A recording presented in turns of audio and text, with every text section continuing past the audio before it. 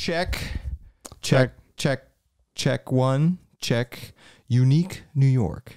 Unique New York. Let's do this. Okay. We've got to. Okay. I like it. Okay, we'll just let's go in go. just like that. Okay, let's go. All right. Well, here we are. This is backed by popular demand. Yes, it is. It is. Gear we regret buying. Yep. All right. First off, you know what to do. Yeah. Hit that subscribe button. Hit that bell. Just like Tell everything. all your friends.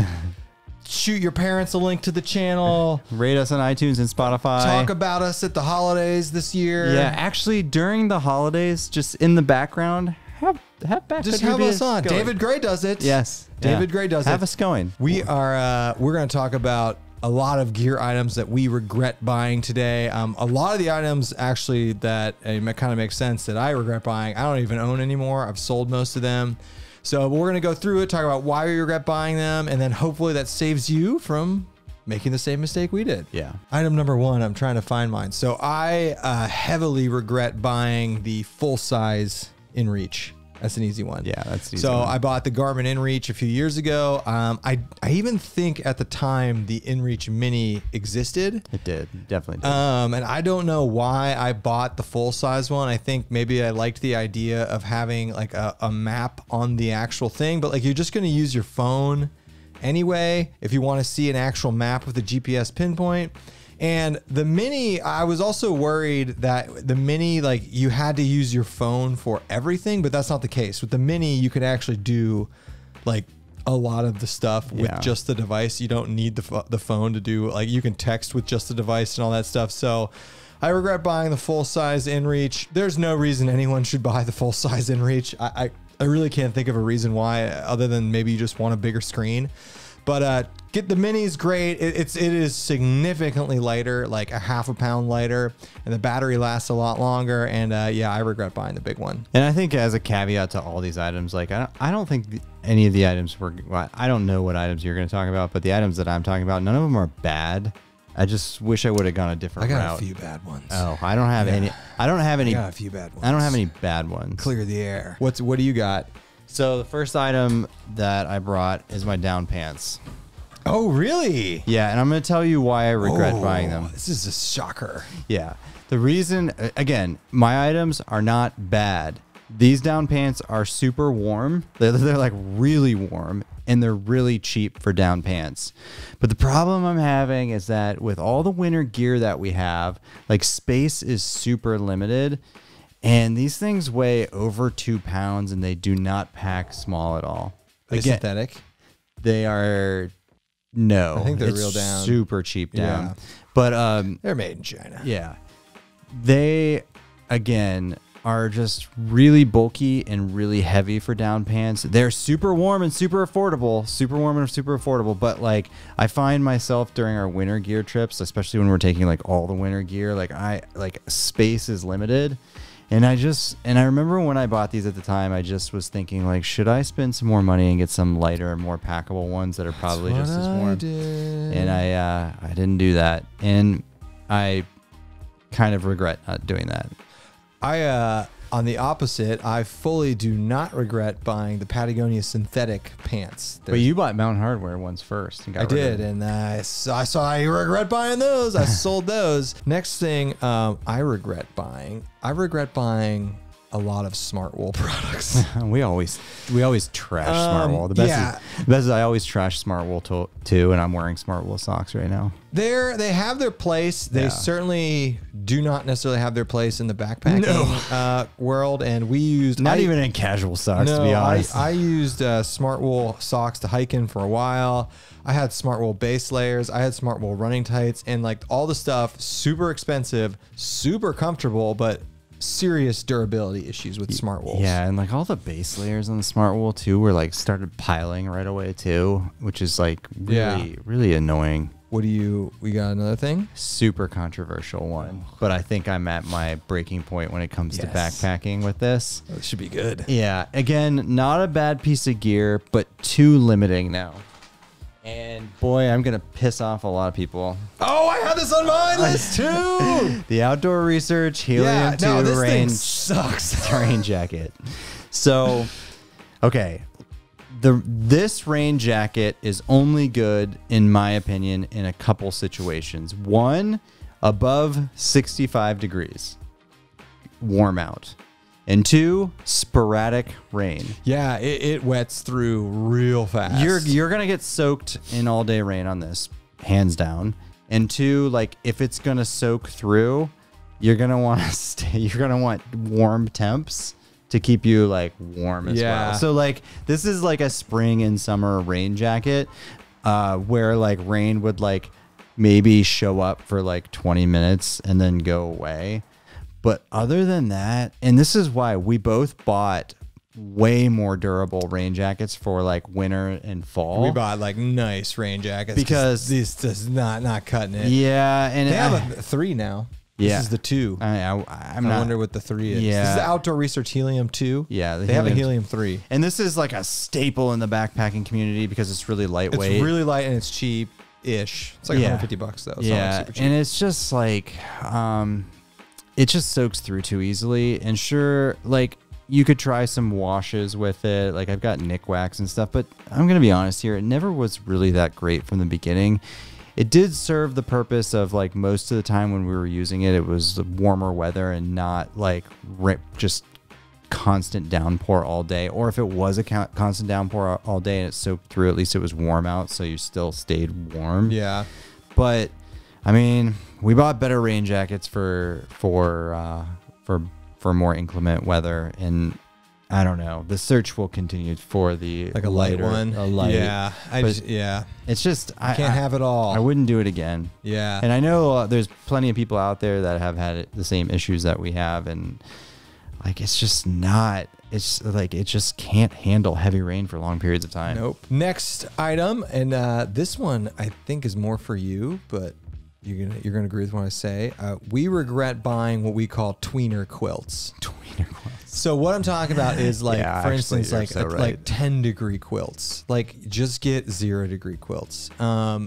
Like it's just like you have a 10-degree setup, right? No, I got rid of it. Yeah, that's right. I'm trying to think on the warm end what a tweener quilt is. Maybe like a. I actually think a 30-degree is a yeah, tweener. I was gonna say 30 because like just get 20. I go 0, 20, 40. Yeah, right. So these tweener quilts, it's just like for instance a 10-degree. Like if it's really 10 degrees out, you're gonna want a 0-degree. Yeah, I know. And same thing with like like if it's 30 degrees out, you probably want maybe a 20-degree setup. So like these quilts that are kind of in between like big temperature ranges, we've had them and we just end up selling them because we always just get either the warmer or the cooler equivalent of it. We've had these like tweener quilt issues. Yeah, and that kind of like also it's like worth it for maybe a tiny bit more down just to like get so much more temperature ranges out of your quilts. So what do you got next? One more thing for you? I got a few more things. These are good, and I oh really? This is okay. I am gonna say the Gossamer Gear trekking poles, whether it's the LT4 or I was the gonna LT5s. say that. What did I have? You had the LT5s. Yeah, they broke after 30 miles. These are the LT4s. I have never had issues with my Gossamer Gear trekking poles outside of having to replace the tips, which seems to be pretty normal. But I am at a point now where I do not know a single person that hasn't broken them. That hasn't broken their Gossamer Gear poles. Yeah, I have. Bryce has. Frozen has. A bunch of people on Instagram we follow that did the AT broke theirs, and they don't warranty them, which is they don't warranty them specifically because they're and not these poles. Yeah, the 3-section. They're the LT5s. These are the LT4s. So the LT5s, they're $200. Very comfortable to hold. Yeah, mine broke after a couple days. Everyone I know has broke, and they specifically do not warranty them because they are, quote, a very ultralight piece of gear. So that's like a red flag right there. Yeah. I mean, they are like hands down the most comfortable. They're very comfortable, and they're very light. And they're super light. But like if and when these break, to replace one section of these is $65. It's cheaper than buying another set of carbon poles. Yeah. If these break now, I mean, sure, I won't be able to get for a reasonable price poles as light as these, I believe, But I mean, I'll pay what, like 60, $75 for pulls that are only a couple ounces heavier, that are way cheaper. I just don't feel the need to buy trekking poles this expensive anymore. Again, I've had nothing but good experiences with my trekking poles from Gossamer Gear, but like just so many people have broken theirs that I won't be buying another pair. Yeah, stay away from those. All right, next item is, and I swapped this out this year, is I regret buying superly overly complicated GPS watches. So I had a Garmin Phoenix watch for a while. The thing costs like $600. I literally sold it for like $200 and bought another Garmin watch that was $200, and it does every single thing that the expensive one does, and it's actually better than the Phoenix one. It's the Garmin INREACH model. So it's like, it's not as fancy, doesn't have a bunch of colors, but it does every single thing that the more expensive one does, and it even has a better battery life. So I don't like wearing something super expensive on my wrist, because I'm like always like jamming it into stuff, or out backpacking, like cracking on a rock or something. So I regretted buying that. I used it because it was so expensive, but I finally sold it. I'm like, this is just it's useless to have. So yeah, overly, like the same thing with the INREACH, just overly complicated, overly big electronics and GPS devices. I don't need, so I regret buying that, and those things are super expensive. Yeah. So all right, my last item that I regret buying is, years ago I bought the lightest possible down jacket that I could buy from MONTBELL at the time. And it is super minimalist. It's just a zip up, no pockets, no hood. Ooh, no pockets. As a down jacket. That's rough. I regret that immensely now. Did you regret the lack of hood or the lack of pockets? Both. I regret the lack of hood and the lack of pockets. Hood's worth an ounce. Yeah, because the hood, you can wear, like, you can just like quickly replaces a hat. You can wear it in your hammock with your hood on. You can use it kind of as a pillow. But the pockets, oh my God, like having a place to put a lighter and a headlamp. In the winter, and just put your hands. Yeah. It's a super light piece of insulation. It's not that warm, to be honest. No, it's not. It's not meant for like super cold conditions. But I really look back at that being like, wow, I should have got a hood, something with a hood and pockets. And for sure, the next down jacket will have the next light one. I'm very pro hood. Pockets for sure, but hood in the winter on a down jacket. I mean, it doubles. It means you're bringing like a down beanie with you. Yeah. And it's nice to sleep in. My last one, another winter related item, is I regretted, I don't have them now, but my first few pairs. So in the winter, we do not wear trail runners. Like, get out of here with that. I regretted buying non-Gore-Tex boots for winter camping and winter stuff in general, and winter backpacking. And it's the opposite in the summer. I do not like Gore-Tex in the summer, but in the winter, the first pair of boots I had were not Gore-Tex. And were your Under Armour ones? Because they leaked.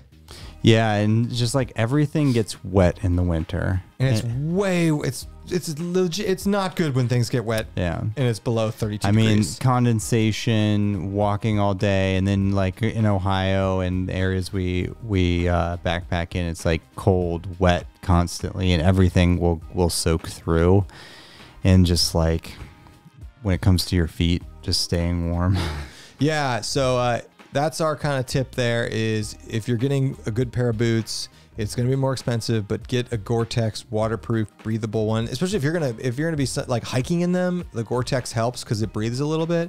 But we have these Salomon boots now, and my first pair of like Gore-Tex insulated boots, and it makes a huge difference in the winter when it's snowy and mucky, and like you need to keep your feet dry. So that's it for my regrets. Not a ton. Everything I've regretted, I've either sold or haven't replaced. So that's a good sign. Yeah, I mean, we gotta get some new rain jackets. Yeah, I know. This is gonna be. We're gonna have to find that balance of like lightweight to lightweight. Absolutely. So if you got tips on good rain jackets, let us know. Let us know. All right, everybody. All right. Bye-bye. Bye.